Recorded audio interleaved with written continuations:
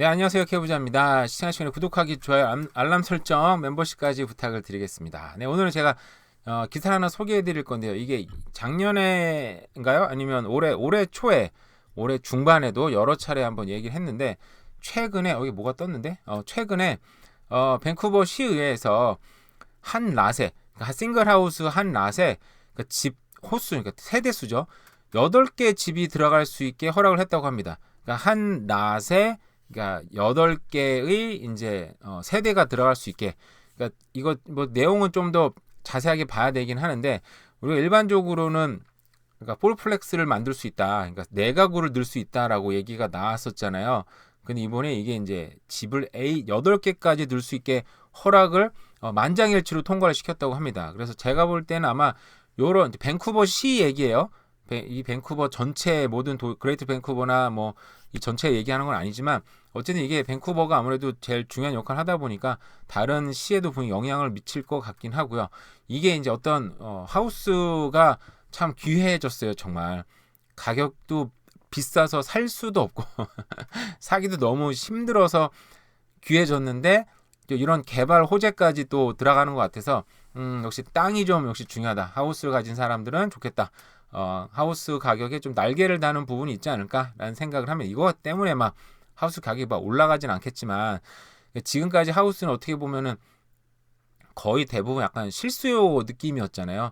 하우스 막 20억 땅값만 뭐 10 몇 억씩 하는데 뭐 1.5밀리언, 2밀리언씩 하는 땅값만 거의 그런 걸 미치는 걸 사서 그 개발자들은 헐고 다시 팔긴 하는데 그런 거는 많지는 않고 그죠. 개인 개발자들이 그렇게 하긴 하는데 개인들이 이걸 사서 뭐 투자한다는 것이 좀 쉽지 않은 부분이 있는데 거의 대부분 실수요자들 아닌가 그랬는데 요걸 통해서는 개발하는 사람들 좀 더 많이 들어올 수 있겠다라는 생각이 들기는 들었어요. 이 사진은 뭐 그거랑 크게 상관은 없을 것 같습니다. 근데 여기도 요즘에 밴쿠버 보니까 이게 듀플렉스인데 저는 듀플렉스가 지금까지 봐온 게 나란히 있는 것만 대부분 봐왔죠. 근데 요즘은 밴쿠버 제가 재미로 또 이제 부동 뒤지다 보면은 집을 하나 만들어 놓고 반을 쪼개 가지고 주차장은 뒤에 있는데 집을 이제 앞뒤로 놓더라고요. 보니까 아마 그 이제 들어가는 입구가 좀 좁다 보니까 이걸 반으로 쪼개면 이제 쓸데없이 너무 긴 집이 만들어지는 거죠. 그러다 보니까 아예 반을 쪼개 가지고 앞뒤로 바라볼 수 있게. 이건 이제 방향이 어느 거에 따라서 좀 집값도 차이고 나도 보니까 그리고 두 개를 똑같이 짓는 게 아니고 한쪽 면은 방이 뭐 5개, 한쪽은 방이 3개여서 집값도 좀 크게 차이가 나더라고요. 보니까 그런 것도 있는 것 같고요. 자, 어쨌든 간에 아까 하던 얘기 마저 하겠습니다. 근데 여기 조건이 있긴 있어요. 그냥 무조건 해주는 건 아니고요. 그래서 이제 4개까지 허락이 났죠. 근데 그 랏이 좀 더 크면 6개까지도 가능하고요. 그리고 랏이 더 크면 8개까지 가능은 하지만 이게 이제 조건이 뭐였냐면 8개를 다 이제 렌트를 주는 거예요. 팔 수 있는 거. 그러니까 폴플렉스를 만들면 제가 볼 때는 개발업자가 만약에 샀다 그러면 다 이제 팔 수 있는 부분인 것 같고 저는 이제 건축법을 자세히 모릅니다. 여기 자세한 내용이 안 와서 제가 예전에 읽은 거 이해한 대로 말씀을 드릴게요. 이거 자세히 보시는 건 여러분도 좀 찾아보시면 좋을 것 같고요. 6개까지 가능한데 8개를 만드는 조건, 8개를 이제 허락해주는 조건은 보니까 이걸 다 이제 렌트로 줄 때 가능한 것 같아요. 그래서 근데 만약에 이제 8개까지 가능하다. 근데 만약에 그 방 1개짜리로 된다. 그럼 대략 생각해 볼 때, 이 개천결식 꺼내서 볼 때요. 자, 방 1개짜리 2,000불 훨씬 넘어가는데, 그죠? 그 2,000불에다가, 그죠? 곱하기 8개. 다 렌트가 다 나간다. 그래서 이걸 다시 12로 곱해버리면은, 그죠?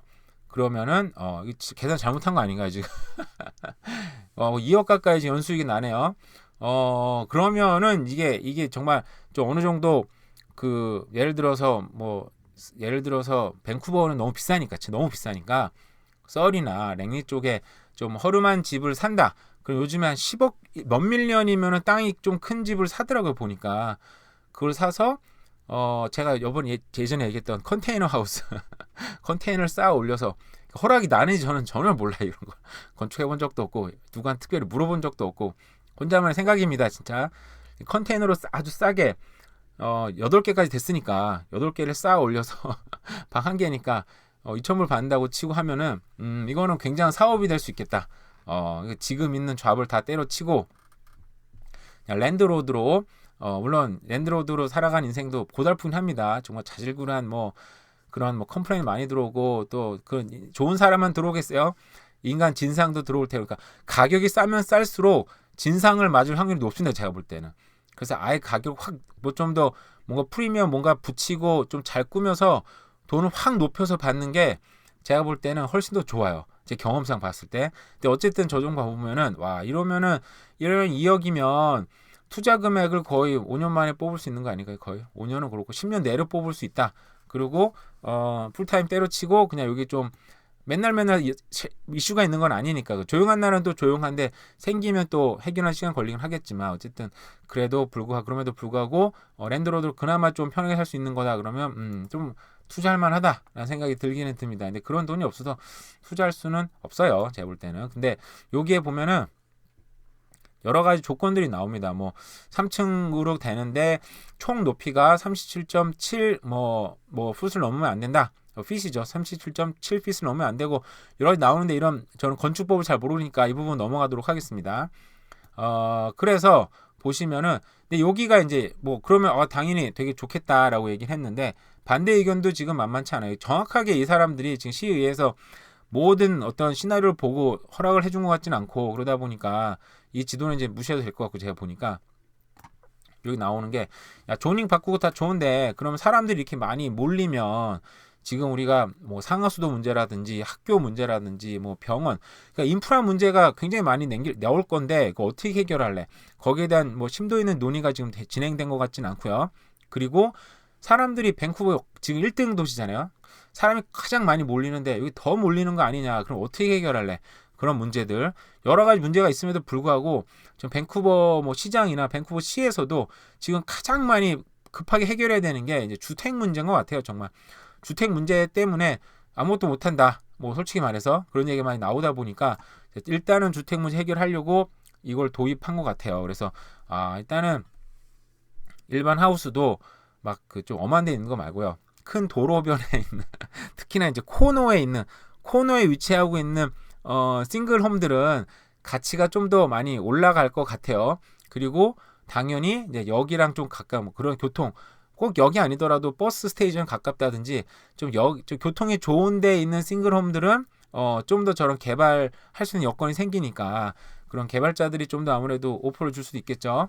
왜냐하면 지금 캐나다가 이건 자세히 읽지는 않을 텐데요.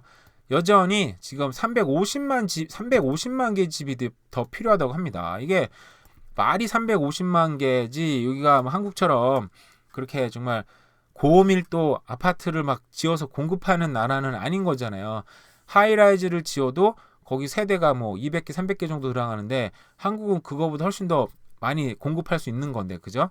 하이라이즈 하나 생기면 옆에 로우라이즈 콘도 지어야 되고 또 렌트 빌딩 지어야 되고 거기에 또 타운홈 옆에 또 지어야 되고 그런 룰들이 있더라고요. 보니까 아마 그렇게 다 따지면 350만 개의 집을 짓는다는 건 너무나 어렵지 않나, 그지 않나요? 굉장히 어렵을 것 같고 그 사이 이민자는 지금 거의 2년 연속 이민자 외에 또 뭐 단기 워킹 퍼밋 들어오는 사람들 여러 가지 어쨌든 워홀로 들어오는 사람은 다 합하면 매년 지금 100만 명씩 들어오는 입장인데 이게 과연 될 것인가? 그러다 보니까 밴쿠버 시 입장에선 제가 볼 다른 생각으로는 이게 실현 가능성이 없더라도 일단 이런 거 어프로브를 해주면 일하는 것 같잖아요, 그죠? 사람들이 봤을 때 밴쿠버 시의회 열심히 일하네.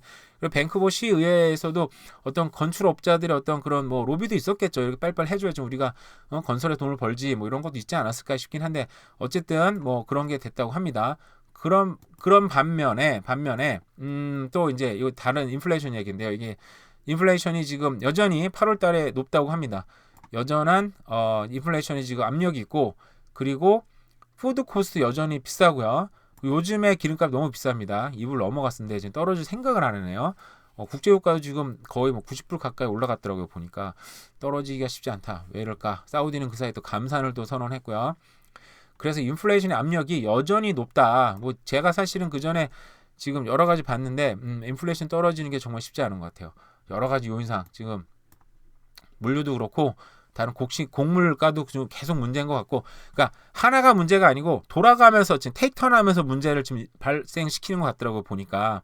거기에 무슨 자연재해까지 지금 막 전 세계적으로 너무너무 많아지고 거기다 물류 문제까지 겹쳐 있다 보니까 이 물가 문제가 쉽지 않다. 그러면 집을 줘도 요즘에 이제 썰이 병원도 요번에 오픈을 2년 뒤에 오픈하기로 했는데 그게 지금 그 건설 생각보다 건축 비용이 너무 많이 비싸지고 인건비 또 물류가 안 되다 보니까 2년 착공을 미뤘어요. 근데 2년 내에도 지면 다행인 건데 또 그와 마찬가지로 이렇게 집을 짓는 문제 비용도 엄청나게 증가를 하다 보니까 그러니까 350만 개를 집을 누군가 줘야 돼. 정부가 줘야 되는데 정부가 어떻게 다 짓습니까? 그러니까 이걸 지금 밴쿠버시 같은 경우는 제가 볼 때 민간으로 이제 책임을 전가시키는 거 아니고 민간한테 이제 또 권한을 주는 거죠. 니네도 일단 공급해봐. 어쨌든 저쨌든 해보자. 어떻게 되는지 보자. 이런 심리로 하지 않나 생각이 듭니다. 그래서 제가 볼 때는 일단은 이렇게 돼서 하우스들 같은 경우에는 좀 더 좀 위치가 좋은 대로변에 특히나 코너 유닛 갖고 있는 그런 하우스 갖고 계신 분들은 좀 더 호재가 생겼다. 그리고 이 하우스가 참 귀한 존재가 됐는데 앞으로는 더 귀해질 거고 거기에 또 다른 모습으로 변형시킬 수 있으니까 여러 가지 여건도 좋아졌다는 생각이 듭니다. 네, 오늘은 이상으로 또 대략 둘러본 부동산 뉴스와 싱글하우스 이슈를 한번 살펴봤습니다. 네, 오늘 비가 오더라고요. 아침에 나가보니까. 어쨌든 남은 하루도 잘 보내세요. 감사합니다.